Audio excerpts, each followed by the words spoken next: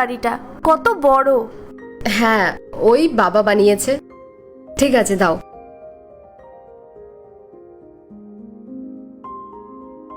এ নাও।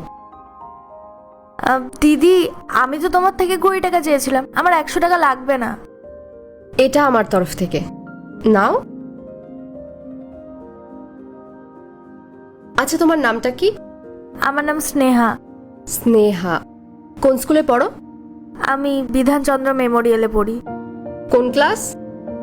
12। ও, class 12। ঠিক আছে।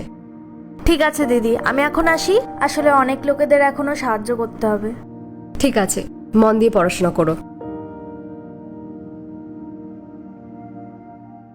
Madam, আমার বোনের অর্ধেক টাকা জমা করলে সে কি পরীক্ষায় বুঝতে পারবে? আসলে আমি অনেক চেষ্টার পরেও পুরো টাকাটা জোগাড় করতে পারিনি। কি নাম তোমার? স্নেহা সাঁতরা। কোন ক্লাস? 12।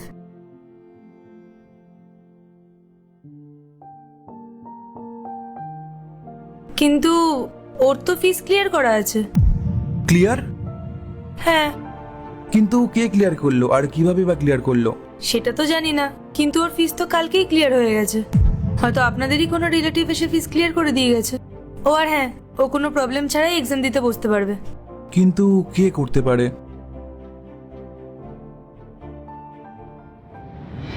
আমি বড় হয়ে না অনেক টাকা কামাতে চাই। দাদার যেসব স্বপ্নগুলো পূরণ হয়নি, আমি দাদার সব স্বপ্ন পূরণ করব, আর দাদাকে অনেক ভালো রাখবো।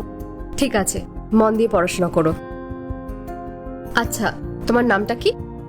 আমার নাম স্নেহা। স্নেহা। কোন স্কুলে পড়ো? আমি বিধানচন্দ্র মেমোরিয়ালে পড়ি।